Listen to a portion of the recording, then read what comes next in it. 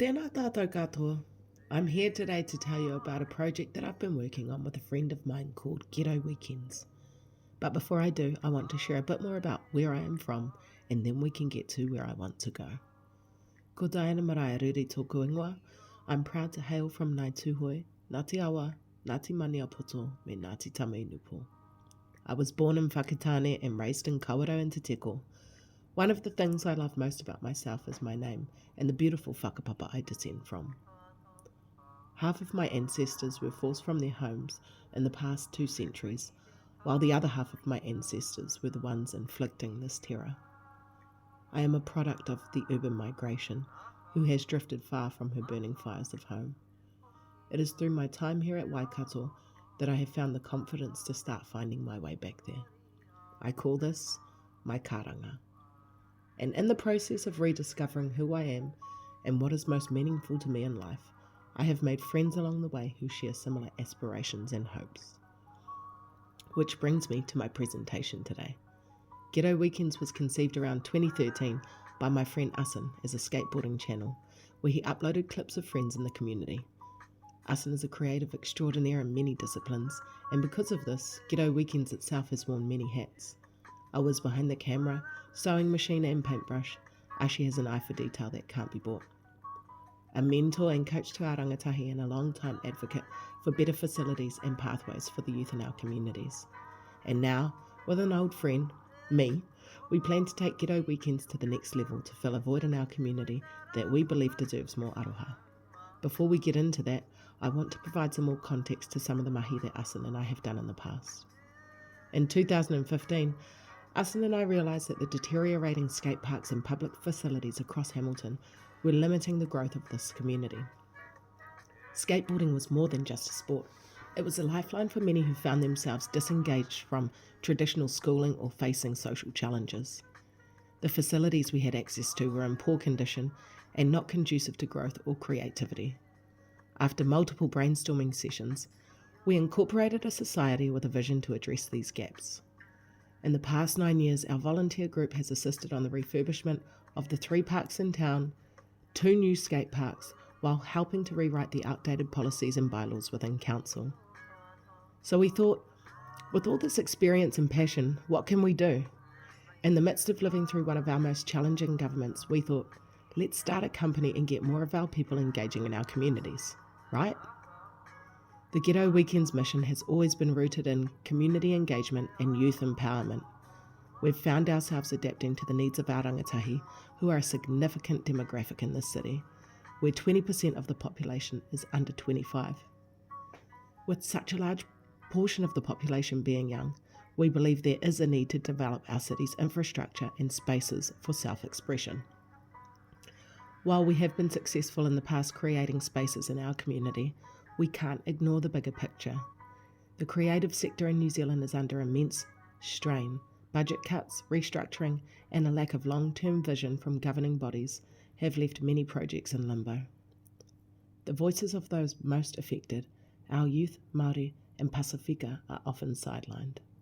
This is where we step in, advocating not just for the creative sector, but for better representation in decision-making.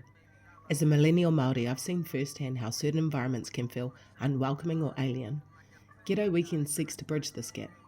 Our long-term vision is to create more than just a physical space. We want a home where rangatahi can feel empowered and inspired by their whakapapa. We've already started exploring avenues to blend art, culture, and community networking in future projects. Let's take a look at our values. Awahatanga, or creativeness.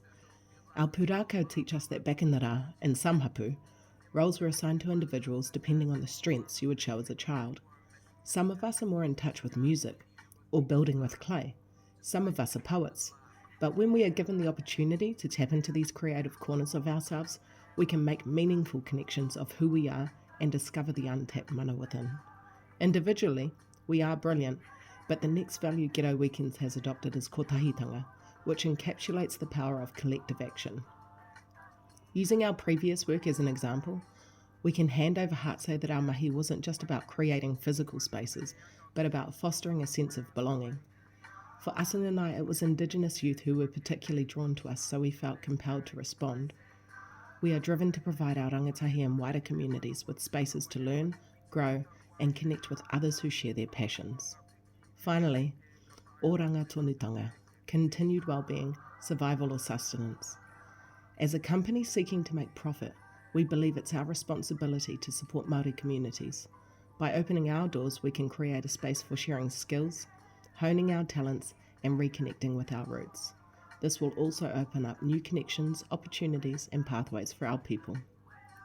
A key aspiration for Ghetto Weekends is to fill the void left by government cuts and inaction. For far too long, creative initiatives have been treated as secondary rather than essential to the well-being of our communities. The recent budget cuts have only exacerbated this issue, and many grassroots organisations are left scrambling for resources. The decision to start a business in this climate was not made lightly. We discussed partnerships with established organisations, looked at starting a charity, and sought guidance from business advisors. Our decision to form a company reflects our desire for sustainability and independence. We want to ensure that the work we do has a long-lasting impact, free from the uncertainty of short-term grants or external funding. Throughout the past 6 months, Asin and I have developed a business plan, logo and marketing package. We have applied for funding through several different avenues.